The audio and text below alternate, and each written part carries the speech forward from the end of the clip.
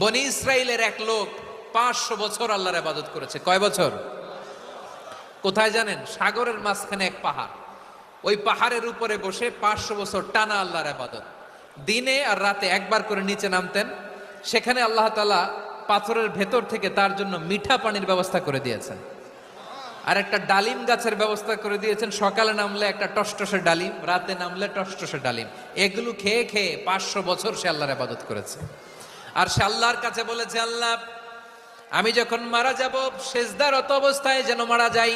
ঠিকই আল্লাহ সেজদারত অবস্থায় সাইয়েদনা আজরাইলকে পাঠিয়ে দিলেন। সেজদারত অবস্থায় লোকটা মারা গেল। 500 বছর ইবাদতের পরে আল্লাহর দরবারে কিয়ামতের কঠিন ময়দানে যখন লোকটা হাজির হয়ে যাবে, আল্লাহ বলবেন, আদখিলু আবদি আল জান্নাতা বিরহমাতি, আমার বান্দাকে আমার দয়া, আমার ভালোবাসা দিয়ে জান্নাতে ঢুকায়া দাও। 500 বছর ইবাদত করছে তো আমার দয়ায় আমার বান্দারে জান্নাত দাও। এই বান্দা বলে, বালবি আমালি, আল্লাহ তোমার দয়া লাগবে কেন? আমি আমার আমল দিয়ে জান্নাতে যেতে চাই। কি দিয়ে? কথা বুঝে নাই বোধহয়। আল্লাহর এই বান্দা কি দিয়ে জান্নাতে ঢুকতে চায়?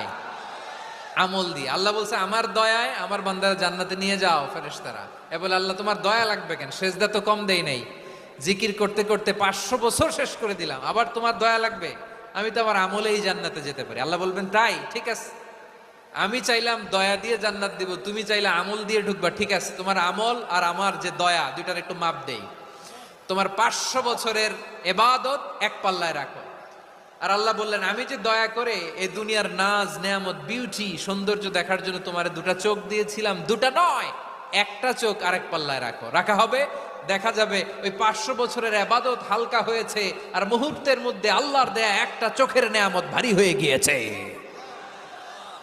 আল্লাহ বলবেন, তোমার কথা মতো মাপ দেয়া হলো, এবার ফলাফল দেখো। হিসাব বলে, তুমি এখন জাহান্নামে যাবা, go to the hell fire, যাও এবার জাহান্নামে যাও। মাপ চোখে যখন আসছো আমার সাথে হিসাব ক্যালকুলেশন, যাও তুমি এবার জাহান্নামে যাবা। এবার লোকটা কাচুমাচু করে বলে, আল্লাহ আমি বুঝি নাই, আল্লাহ আমি বুঝতে পারি নাই, খেয়াল করি নাই, তুমি আমারে ক্ষমা করো, তুমি আমারে মাফ করো। ও আল্লাহ, এবার আমি টের পেয়েছি, এবার আমি বুঝতে পেরেছি, তোমার দয়া ছাড়া দুনিয়ায় কেউ জান্নাতে যেতে পারবে না, কেউ পারবে না।